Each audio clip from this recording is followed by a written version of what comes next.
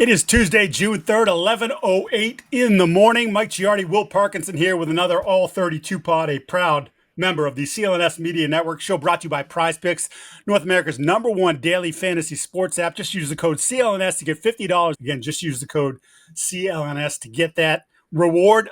Will and I today, we're going to talk about offensive coordinators and some of the good ones who aren't head coaches, aren't play callers in that regard, but just they are strictly offensive coordinators.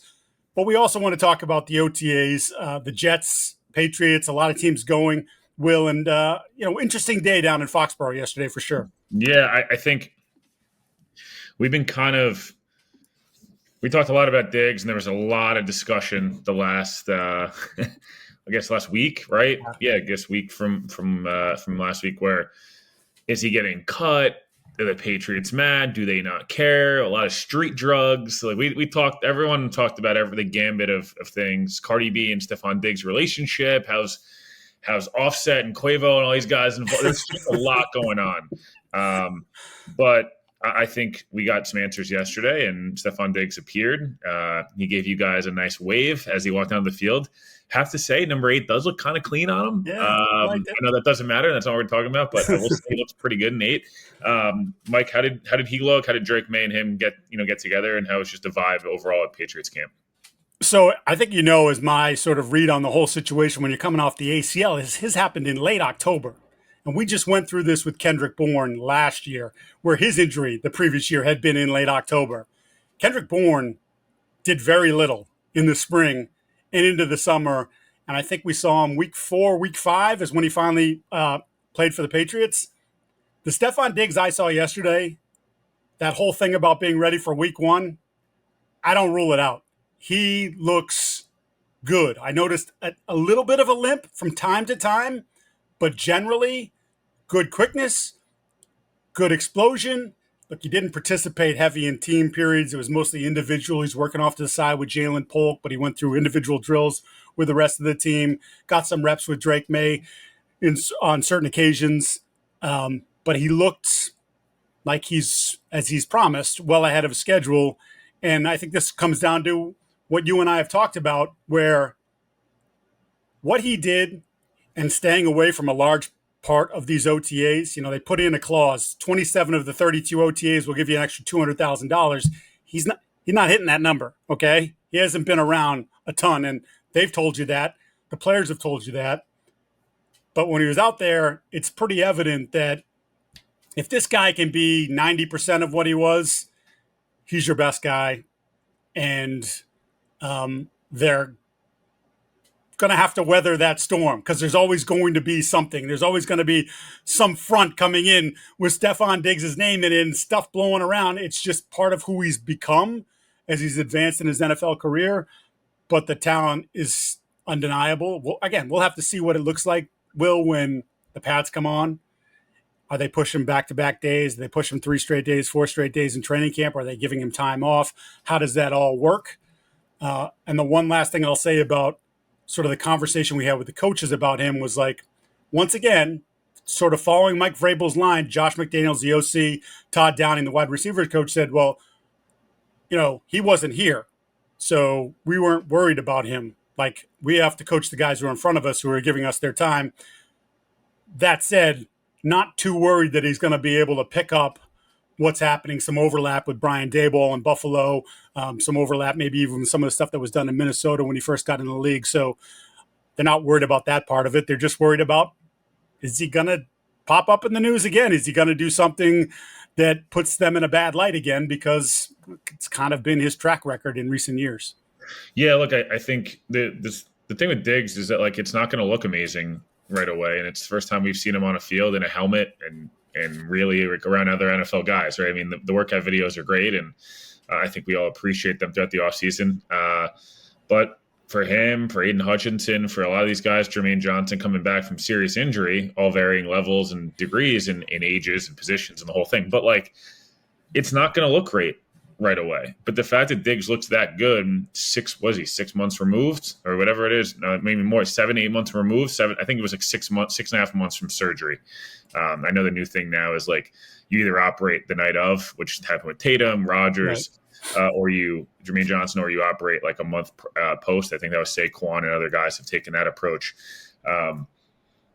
They don't need him to be ready week one, but it feels like that's where we're going to get to, where he's going to play week one. I'm not trying to temper expectations. He's making a good amount of money. Again, please do not look at the total number. Look at the guarantees. Right. It's a 1-year deal, really a 2-year deal if you want it to be. But it'll be nice for him to get some chemistry with Drake Maye. And in some ways, I almost think this may work to their advantage, where Drake Maye gets to establish some chemistry with some of the other guys for the beginning part of OTAs, and now it can start to integrate Diggs, and like he kind of got time alone with both. I know it sounds like cheesy, but I just wonder if that helps them. And again, involving the whole Diggs saga, like I never bought them cutting him. I don't think the Patriots were happy. And you can tell me if I'm wrong. Of course they weren't happy. I don't think they were happy. He hasn't been there. I don't think definitely not. Does it help that it's the video of what was going on? Yeah, that doesn't help. But I think more importantly, Mike Vrabel's like, I want you here. All these coaches want these guys here, and a lot of the vets don't want to be there, and that's why they find them, and that's why they do these different things. But like they need them, and it's kind of as simple as that. It's a need-based business, and he does something that nobody else in the Patriots does well yet, right? But again, these some guys that could come along and maybe develop this year, and Baker and all these different guys. But like right now, Diggs is the guy, and until he's not needed, he's going to be treated as the guy. Like that's the way the NFL works. Yeah, I have no doubt that he and Mike Vrabel had a serious conversation, and sort of once again reestablished the ground rules, the working terms of this relationship. Yeah, we'll pat him back. Hey, buddy, remember, I'm in charge here. This isn't Buffalo where you got away with a lot of stuff. Yeah, absolutely. So, it's just one of those things. I think we're just going to have to monitor his level of participation, his engagement. Is he fully bought into the whole program and what they're trying to do here? Or does he feel like, well, I got some guaranteed money out of him, and, I can run on my own program because of just what we're saying. He's the best guy in that wide receiver room. Good bounce back day, by the way, for Drake Maye yesterday. Again, I didn't think a couple of weeks ago, I thought the OTA was as intense an OTA as I've maybe ever seen. I think the last two that we've been at have been a little bit lower key than that. But, for the people that keep stats out there, he only threw 2 incompletions or 5 completions over where the ball was thrown over 10 yards past the line of scrimmage. He had a couple balls that were behind receivers, and Ramondre Stevenson probably made the play of the day where he had Stevenson on a wheel route pretty wide open, and he overthrew him, and Stevenson somehow managed to get his fingertips on the ball and reel it in before tumbling to the turf.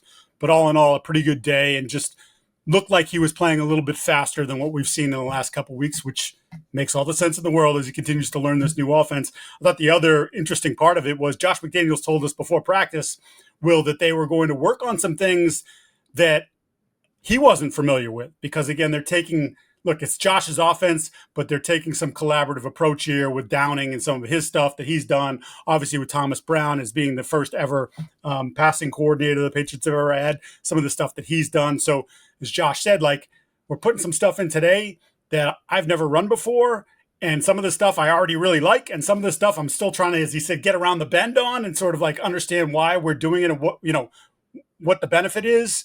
And for them to look that sharp, again, not full speed in shorts, but to look that sharp with some new stuff, I thought was pretty encouraging, and it felt good that Maye was settling. Last thing, Jelani Tavai suffered a leg injury yesterday, stopped practice, shut off the music. Guys gathered around on one knee, had to be helped off the field, wasn't putting much, if any, weight. I believe it was his left leg, eventually was carted to, they have a back area for injured players, and where they store some of the equipment, and then later carted off the field completely. Didn't look good. I'm not sure were this last year, this would be a problem, because I think obviously he was going to be a starter and counted on. This year, he's been working with the ones some and working with the twos some. So his, they've sort of changed the linebacking core, smaller, faster. He's sort of an outlier in that regard, but still disappointing to have somebody early in June go down with, again, speculating here, but it didn't look very good. Meanwhile, you're tweeting about a rookie corner who you and I both fell in love with at the Senior Bowl, And then I kind of went back and I watched some of his tape, and I was like, boy, you can see the talent, but sometimes I felt like we're projecting a little bit more. But thus far, that projection and the talent have seemed to marry in Florham Park. Yeah, look, Giardi Thomas is a guy who, if he runs 4.51 as opposed to 4.58, he's going in the top 45. Yeah. There was a lot of corners that went above him that on just tape alone. Look, man, like I don't know that I'm not sure that Maxwell Harrison's going to be a better pro than maybe he will. He's an elite athlete, Right. but again, like the actual just day in day out tape, because Ari is not going to run a 4.4. Like he's just not a 4.4 player. He plays faster than 4.58, but again, 4.58 is a corner. Like you're going to be more likely an outlier than you are, not if you're going to be a good player. I don't know if he's going to be a great player in the league. We have no idea. It's June 3rd. I will tell you that he's been running a lot with the ones. At least there's been reps with the ones, and he's had a pass breakup or multiple every single day. The mentality, the physicality, the strength, him and Sauce, again, I don't know if they'll get to this level, but very like Sherman Browner-esque with like the long, really, really long corners. They'll beat you up right at the line of scrimmage. And we've seen, we kind of joked about the NBA playoffs, so the physicality has kind of come back into the game a lot, and it's why it's so frustrating when Brunson and SG and these guys flop, because it's like they have physical. It's actually made it really fun, basketball. Prescott's 94 feet in a lot of the basketball we've watched growing up, where it's like, hey, marry the skill of, these guys now with the physicality of what it could be in the 90s, and like the game would be beautiful. I think in the NFL, we've talked so much about this, like being able to run the football, being physical at the line of scrimmage, letting guys play a little bit through contact and stuff like that is kind of made a comeback, at least somewhat. And the Jets have two really long corners. Now, I don't know if Thomas will start. Brandon Stevens, they gave a pretty sizable deal to in the offseason. Stevens can play safety or corner, so that does open that up. The Jets brought in Andre Sisco. I like him better at safety. I like him better at safety as well. And Malachi Moore has had some nice moments already in OTAs as well. So, Thomas is a guy who absolute maniac in the best way possible. It's going to be when the Jets play teams, like I would expect a lot of press man, even a lot of like, hey, we're going to play some two man and two zone stuff, but we're going to get up and press you a little bit and let these guys kind of drop and sink on their own. I've liked what I've seen and what I've heard, especially from a lot of the guys in that locker room of that, around these guys daily, of like they get it and they see it. Usually when my biggest sign, and Mike, this is an age-old thing, I didn't come up with this by any means, but everyone always talks about, with these guys right away. Mm-hmm. You're like, hey, maybe you don't know they're going to be amazing, but if they're an NFL player or not pretty quick. Talking to some of the guys I've talked to, they have every right to have been like, who cares? Like, there's who is this rookie? Like, out of their way. I didn't even bring it up. They're like, these rookies get it. That's usually a good sign. Again, the pads haven't come on, but for 3 weeks of OTAs, that's usually a good sign of guys that are your peers and counterparts are already seeing something there. Well, I just like the idea because, again, we talk about getting back to sort of the attacking style defense and getting after the quarterback and sort of upgrading, especially if Jermaine comes back and is anything close to what he was before the injury, and Will McDonald gaining the weight and maybe having a little bit more, not that he didn't have success last year, but even a little bit more success taking another step forward this year, that you combine that with press corners, you get into the quarterback fast, and maybe sometimes that 4.58 speed isn't as much of a concern because he has the great length, where if he's winning at the line of scrimmage, then the receiver's scrambling to get back into position, and then the ball's got to get out quick because the quarterback's under siege, and all of a sudden you've got this really long corner. You've got two really long corners, and we know Sauce is two-time all-pro player, and good year last year, not great year. Yeah. So, I bet on him returning to form this season. Like, now all of a sudden there's chances to make plays on the ball, interceptions, turnovers, and be that kind of defense that Aaron Glenn wants him to be. So yeah, he's an intriguing piece for sure. Up yet, right? Like he hasn't had to open up yet, but the thing is if you're good enough at the line of scrimmage and you're good enough in your technique, you shouldn't really ever get caught out of position too often where you're going to need to fully open up. Like Richard Sherman was not fast. No. How many times we see Richard Sherman get beat over the top, even by the league's fastest players? No, because it's either you're smart enough to be in the right spot, you're quick enough as opposed to just fast enough where you can get yourself in good position. And if you guys can get off the line of scrimmage to start with, they're not going to beat you over the top, right? Or, Right. hey, you're going to play 10 yards off at times because you don't want to get beat. Like, the point being, I'm not worried about the long speed yet. Again, is there a chance that he gets exposed and he starts for its place? Maybe, but right now, at least I haven't seen it yet. So I'm interested to see how it kind of develops throughout camp, obviously, when we get there. Yeah, and let's face it, everybody wants, he's a number one corner or whatever, and you don't. They don't expect you to get beat. You still get beat from time to time. Yeah. Pat Surtain gets beat. Sauce gets beat. They all do from time to time. And when you're a rookie, you'll probably get some lumps at various points. It's how you bounce back from that, and the confidence that the coaching staff shows in you from those moments that sort of can aid the trajectory of the player. I talk about Prize Picks off the top because they're the best.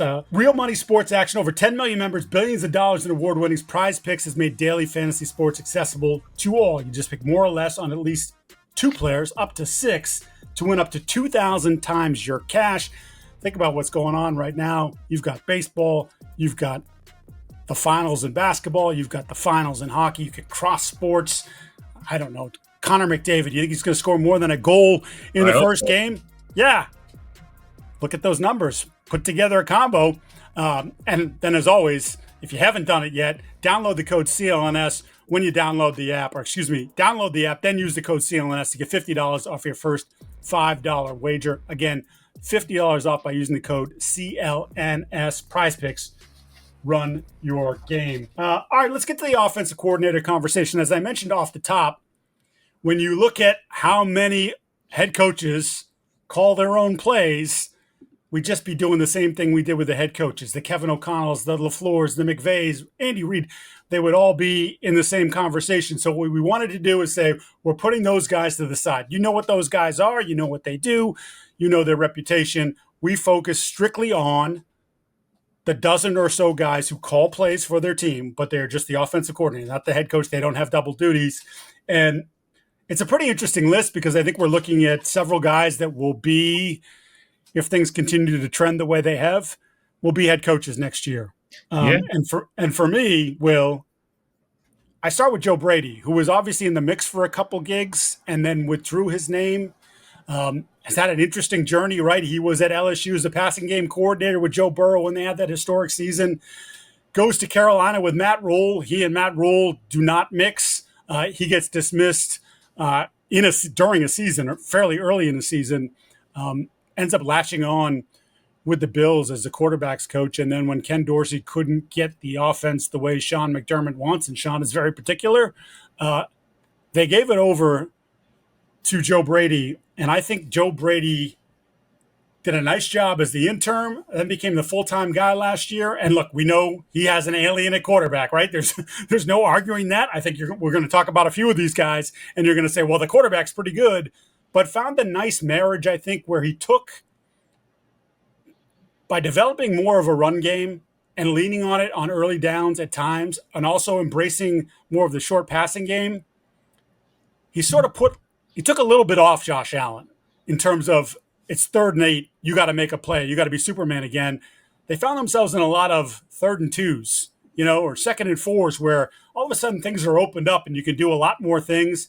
And I don't think it's any coincidence that Allen had an MVP year, winning the MVP, and took better care of the football, because I think there was, even though there's a huge burden on him, it seemed like it was less than in the past. And I've got to give Joe Brady some credit for that, for instituting what Sean wants, a little bit more power in the run game, lean on that offensive line, and just sort of develop a system in which, look, would they like to have a number one receiver? Sure, but they were able to feed a lot of different mouths. And as Sean liked to point out, as Brandon Boone pointed out, who scored more points than we did? We were pretty good on offense last year. Yeah, look, I think Brady's done a really nice job. I think he's put himself in head coaching, cycle, conversations. He's made them a more well-rounded team, as you mentioned. I feel like under Dorsey, it was Josh Allen or bust all the time, and their offense EPA per play, and it hasn't changed that much. Total yards, all that stuff's like fair, but it feels like the offense is a little bit harder to defend. At points, it became like,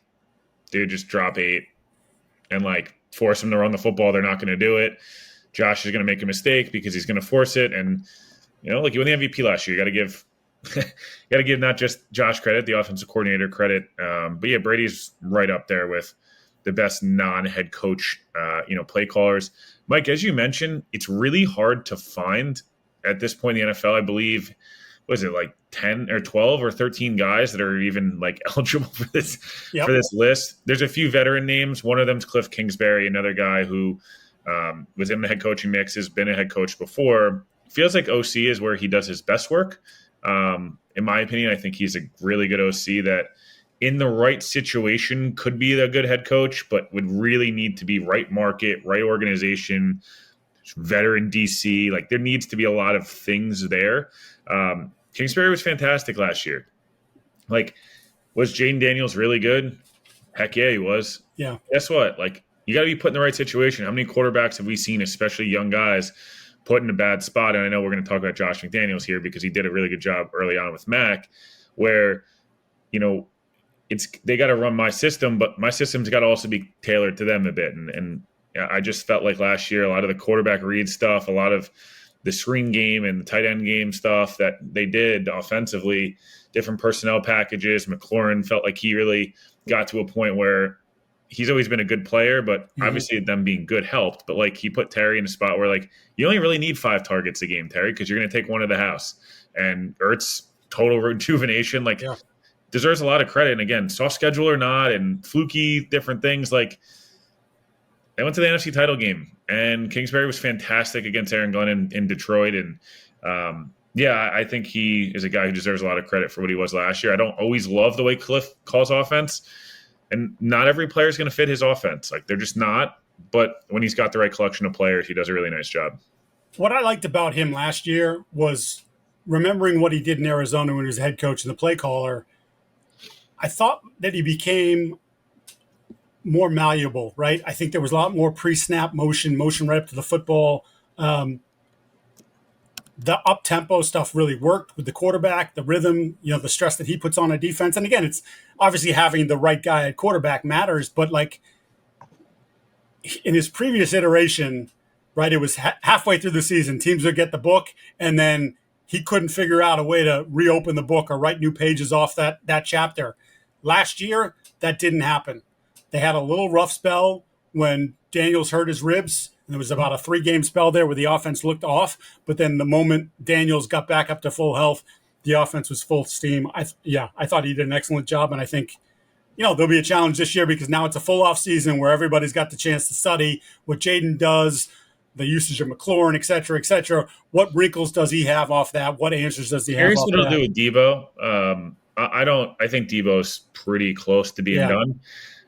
But can he squeeze? Look, I thought Ertz was cooked. So maybe he's able to get Debo in a role where it's like, instead of 20 touches, or 15 touches a week, we're going to get you 6, but we're not going to use you as a running back too much. But when we do, we're going to run the same play in 6 different ways off. Like, not that Kyle doesn't do a fantastic job, but it felt like last year he was like, with no McCaffrey, Ayuk goes out. It's like, let's just and we know we're going to get rid of Debo after the year. Let's kind of run him into the ground a bit. Debo was not necessarily in shape either. But I'm curious how they utilize him, McLaurin, and then some of those backs who I think me and you both feel like it's an interesting offense where it has a lot of but not a lot of wow to it. And again, Jane in year 2, what's the wrinkle Cliff will throw in there? Because teams are going to adjust to a lot of the QB run stuff, a lot of the tight end leak stuff over the middle. How do they adjust? And if Cliff does a good job, he'll probably be a head coach in 12 months. Yeah, I wholeheartedly agree. Let's stay on the East Coast. And he's at the age now where, and he's been sort of in the market the last couple of years and hasn't gotten jobs, but Todd Monken and the job that he's done in Baltimore, sort of taking Lamar to the next level. And obviously, once again, it helps to have a quarterback who has an incredible talent base. But the Lamar we saw last year was the best Lamar Jackson as a passer. Monken has done a better job of sort of opening up the offense from what Greg Roman did, which, as we know, Greg Roman incredibly creative as a run game coordinator, but his passing game lacks juice. The spacing hasn't sort of advanced like it should in 2024, 2025. Monken did a very nice job with that. And dealing with, again, I think you and I agree, is not an awesome collection of receivers. Zay Flowers, good player. He's their number one. Rashad Bateman, like, you keep wanting more. He had a good year last year, but like, is he ever going to be the star that they thought he was going to be when they picked him in the first round? Mark Andrews, obviously on the downside of his great career, and Isaiah Likely, who sort of at times disappeared last year, but 41 touchdowns, 4 picks. Lamar last year, and I think Monken, again, Lamar's a supreme talent, could have easily won the MVP, but I think there's been growth in that offense. He's taken it to the next place. And where do you go from here? Because on top of creating a better passing offense and a better system for Lamar to thrive in as a passer, they ran for just 3,200 yards, I think, last year, between Lamar and Derrick Henry. And, you and I thought Henry would have a good year. We didn't know that he was going to go for 1,900 yards. He's a freak. He's an alien. He started working out about 4 days after the season's over. Like, that guy just refuses to respond to Father Time here. So I'm curious, again, what's the next step? How do they figure out a way to get over the hump in the postseason? Because let's face it, now that's largely what they're going to be judged on. But I think Todd's done a really nice job. And I kind of feel like, man, it would have been nice if he gotten the job a year or two before he got it. In other words, like, the Roman offense had sort of run its course, and then they waited a little too long to pull the plug on him. Yeah, it's interesting. Like, the next group after those guys is kind of like, it gets Josh McDaniels 4 of the non-head coach play callers. Like, I don't – the more I go through it, right, Greg Roman, we just spoke about, Clint Kubiak, who I think did some nice things, but it's hard to – was Clint the guy the first 3 or 4 weeks last year where it was like, dude, whoa. They're averaging 35, whatever. What were they were close to 40 a game. 40, yeah. And then they looked like the worst team in the NFL. So I don't know. Yeah, there were injuries, offensive line. But, yeah, there wasn't – he didn't have sustained success. It's like Arthur Smith, McDaniels, kind of the guys that have been head coaches, Chip Kelly, that have been head coaches, been successful offensive coordinators to some extent. But then your boy John Morton, who, look, you go back, arguably was the best Jets offensive coordinator. I mean, he had Sam playing at a pretty awesome level after having not coached in 4 years and then disappeared again. And he's an interesting one there. Like, outside of that, you start to go through the list and it's just most guys are either there's just not a ton. Like, Drew Petzing had some moments last year, again, similar to Clint Kubiak, where you're like, I like it. And then it kind of fell off a cliff, it felt like a little bit. And, Zach Robinson, I like Zach. I think he's from that tree that you really want to see guys develop out of. And you've seen, obviously, we've talked about in the last episode, it feels like half the NFL is a McVay guy. The good old have you had lunch with Peter Schrager and Sean McVay? Shout out to Peter. But no, and at the same time, I don't know. I feel like Bijan's been underutilized at times. I felt like Kyle Pitts at times was underutilized, although it's a whole nother conversation. Yeah. I mean, what do you do with that? Because then Penix looked pretty good, but it was such a short sample size. I don't know. Is he a good OC or is he just a name? Those things kind of. I give him credit because he, first of all, had to design an offense for Kirk Cousins, who was immobile for a better part of the year before the shoulder injury led to his benching, and then Michael Penix. But coming off the Achilles. What was it? The first game, it was no play action. He just couldn't move, and yet they found a way to be fairly productive. I think the Kyle Pitts conversation is an interesting one because I think we found out that maybe, I don't know, Kyle Pitts hasn't cared to get better. Had the great rookie year and hasn't developed as a football player. So I thought he did a nice job of being able to. This is Kirk Cousins, and he can't move. Oh, now I've got Michael Penix, and no, he can move, so we're going to do some different things. And like you said, short sample size, but there was enough there to make me think he could take a step forward this year and then be another guy that's in the conversation for head coaching jobs. Petzing is an interesting name because in researching him, did you know that they were second in EPA per drive and touchdown rate on their opening drive? So in other words, he came out with an awesome script. Oh, no, we got another Adam Gase. Yes, he came out with an awesome script, and then sometimes it continued on, and sometimes it didn't. So for Drew Petzing. Now it's again, the next step. You've studied yourself. You're capable of looking at a defense, scripting those first 15 or whatever, and having success. But there's a lot more to it than that, because then teams start to adjust to you and, hey, this guy's hurt, or this isn't working like we thought it was going to. How do you adjust to that? This is a big year for him. I'll also say this, in sort of going back and looking at it and looking at some of the numbers, they put a lot on Kyler Murray at the line of scrimmage, which is interesting because, as we know from his contract extension a couple of years ago, maybe he hasn't always been the great studier of the playbook. And so when you start looking at Petzing and say, well, they didn't do enough or they didn't make enough adjustments, well, it could just be that the quarterback gets to the line of scrimmage and he's got 3 different options and chooses poorly on some of those options. So that's one to look at. I'm fascinated by Chip Kelly, and I'm curious to see what you think about this, because go back to when he first jumped into the league, right, with Philly, running that offense. Nick Foles, who was nobody before, and then, of course, had his little brief rise to stardom and now has a statue outside of Philly. Nick Foles, his first year, 27 touchdowns and 2 interceptions, and that was the high-tempo offense and, balls to the wall, and teams had a hard time adjusting to it. The next year, they did adjust to it. Chip was hungry with power. It went sideways. San Francisco, disaster. You think him and LaShawn McCoy will get beers anytime? I don't think that's ever going to happen. I feel like that's not going to happen. But last year, after leaving UCLA, the head coach, to just say, I'm just going to call plays at Ohio State, built a hell of a running game, did a really nice job with Will Howard, managed to get the ball to Smith, who everybody knew was going to get the ball. He's the best player in the field, still got it to him, still dominated. He did an awesome job, and I'm really fascinated to see what it looks like at this next stop in Vegas with Geno, with Genty. He's got some pieces with Brock Bowers. The running game should be really creative and really good. Now, is Geno going to run 6 times a game? No, but can he go 2 for 20 every week and pull it once or twice? Yeah, he can. And if he starts doing that, hey, that's 2 free first downs he's getting a week. On top of Genty, on top of Bowers and Besh and Myers and these guys who are Mayer. I said it a couple weeks ago. I'm not saying the Raiders are going to be amazing, but if you told me they're a playoff team, wouldn't think twice. Veteran head coach, veteran OC, veteran quarterback, some really good vets on that offense and on that defense. I don't know. Chip's an interesting one. Mike, one thing I want to say about McDaniels is I don't know where Josh is going to fit in by the end of the year where we have this conversation. Obviously, it's going to all be on Drake and this offensive line.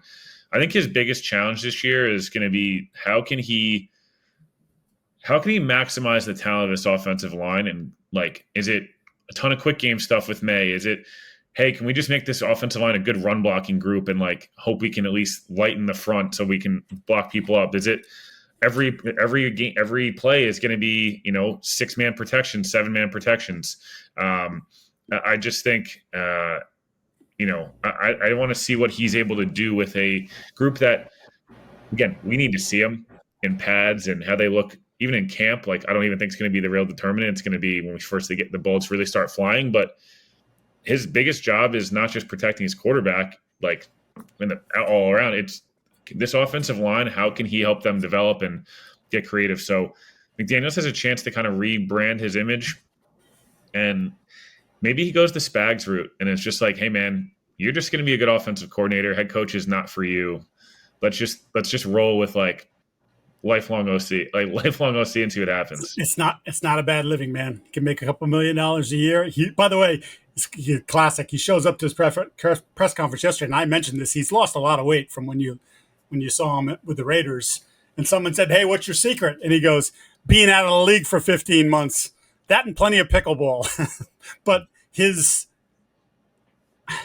I like the idea of meshing him with May's talents, because I think we've seen him alter his offense at various points. Obviously we know his best success was with Tom Brady. Everybody's best success was with Tom Brady. But he did do a nice job of getting Jimmy Garoppolo ready for when Garoppolo had to play when Brady was suspended. And, part of the reason helped get Jimmy Garoppolo paid, as he moves on to San Francisco. Got Jacoby Brissett ready as a rookie for the one game that he had to start. The 2 games he had to start. And then Mac Jones, where, look, we can look at the schedule. We've talked about this a million times. They hit a bunch of teams with backup quarterbacks, and down seasons. But fact of the matter is, they were in December and they were first place in the AFC East before it sort of went sideways on them, and they still got to the playoffs. And we've never seen Mac Jones play that level of football after. He hasn't been the same guy, not the same guy, likely a career backup at this point. So I like the idea of him having a quarterback that's mobile. We saw him work with Cam Newton, who couldn't throw the ball, but they still had a fairly competitive offense that shouldn't have been fairly competitive when Demir Bird was their number one wide receiver. Like that's how bad that team was. And yet, they won 7 games, including a couple wins over the Jets, but they managed to get something out of that group. So I like the potential of this marriage between he and Drake. And I will say, and I think you made a good point about the offensive line and maybe like running. When we talked to Ramondre Stevenson on Monday, and Ramondre said, hey, one thing I remember about Josh is Josh likes his running backs. Josh likes us to be involved. And the head coach, Mike Vrabel, likes his running backs to be involved. So, I'm sure there'll be some push and pull between Vrabel and McDaniels over the course of the year and some stress between the two of them. But knowing that background of him, I think should enable them to be at least better up front, strictly because they're going to try to work the run game in a little bit more. They're going to try to work Maye under center a little bit more on the play action stuff. And it'll be interesting to see how it evolves. But to this point, like if you had told me as we went through the offseason of what they were going to do at offensive coordinator, he was about the best option out there. You know what he is. You know what the track record of that offense is. And we'll see if it leads to long-term success and a long-term future with him and Vrabel in New England. No, I fully agree. I'm interested also to see this year, as we finish here, like what is the new head coaches, Ben Johnson is the one that kind of always is going to stand out. Yep. Me and Cohen as well. What does it look like for them? Does the offense take a hit? Does the offense get even better? How are they able to make? Like, I'm just curious. So I'm always curious the first time these guys go from play caller to head coach play caller. It's either really smooth or it's pretty rocky early on, and delegating different things around timeouts and challenges and defense. And just we're going to be very interested to see early on. We saw guys that go back in the coordinator role instantly have success. Ben Johnson's got Brian Flores week 1. What does that look like? Yeah. That'll be fun. That'll be really fun. Brian did a good job. Has always done a really good job against pretty much everybody as a defensive coordinator. And for Liam Cohen, he's a pretty green coach in general.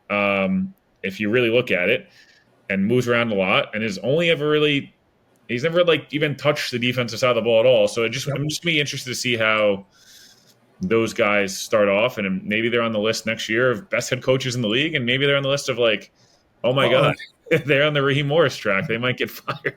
Yeah, Raheem Morris, Brian Callahan. Yeah, it's a real possibility. But you're right that you go from thinking about just one side of the ball to now you have the whole thing in front of you, and it's all everybody looks to you. You may have a DC, you have the special teams coach, all this stuff. You're still the guy in front of the room leading every single important meeting. All the time. Robert Saleh talked about this, and I'll give Saleh credit for once. He talked about his first year in New York. He had no understanding, and looking back, I feel like it was a lot more excuse making. But you have no idea how much more being a head coach is being the head administrator. It's a lot about media and dealing with ownership and GM and a lot of it's a lot of stuff you're not prepared for unless you've been around mentors that have really helped you. That's why we talk about Vrabel and Glenn and these guys who when they first got the job they actually were successful, or hopefully you think in Glenn's case will be successful, is you have to really learn what being a head coach means, and it's not just calling plays. Calling plays is the easy part almost for these guys. It's Nate Hackett, for whatever it's worth, was a somewhat successful play caller at points in his career, right? You have to give him credit. The Jacksonville thing, he was successful, and Green Bay was historically good in the red zone, and that was his doing, apparently, Rodgers aside. Got to be a head coach and was oh my God, this guy might be the worst head coach I've ever seen. It can change like that. So I just am interested to see these guys. Again, Johnson's very well thought of. How does he handle Tuesday after a loss when the media has asked you the same question 9 times? And we're all guilty of it. It's the 9th question on Jared Goff throwing his 4th, or Caleb Williams throws an interception. Well, Caleb didn't want to be a Bear. And it's we've answered this already. Well, what? Give me a better answer. And it's just like those are the things. I'm just, again, I know it's not really. It's a random tangent, but I always think it's interesting with these guys, especially the young offensive play callers. Well, Johnson in particular, because we've already seen a level of confidence / cockiness, talking crap to Matt LaFleur. There's some stuff going on there. I don't know why he picked. It's almost like when Rex went at, it's like a different, Rex going after Bill made sense. It was like, hey, this is my personality. I've been going at war against Bill forever. Everyone's scared out of him, and I'm not going to be scared of him. I'm not going to kiss his rings. And it made it fun, but like LaFleur doesn't do anything. So I'm just confused. Like the Packers haven't won anything. So I don't know where that came from. The only thing I can put my finger on with that one is that maybe he just looks at it and said, the Packers have dominated us for so long. Packers' minds has been spicy last couple of years. So what I want to do is I want to tell my team, I'm not afraid of these guys. You shouldn't be either. Like this is now it turns. We'll see. It could blow up in his face because it could just mean that Green Bay puts the game that maybe they didn't necessarily circle star. Maybe now they circle and star because they like their coach and they don't want revenge of the nerds. Yeah, they don't want Ben Johnson talking crap about him. All right, that's going to put a wrap on this week's edition, this Tuesday edition of the All 32 Pod. For those listening to the show, we ask you to subscribe to the podcast, like, and leave a review. And for those watching the show on CLNS, go ahead, hit the like button, subscribe to the Patriots Press Pass YouTube channel where you can find our show, a lot of other great Patriots and league content. Also, please make sure to turn on your notifications so you know the instant a new video drops. We will return again at the end of the week, and we'll shift our attention to the defensive coordinators. Less guys, by the way, who are head coaches that also call defensive plays. The offensive thing is a whole beast unto itself. He is Will Parkinson. I'm Mike Giardi. We appreciate you watching as always, and we'll talk to you soon.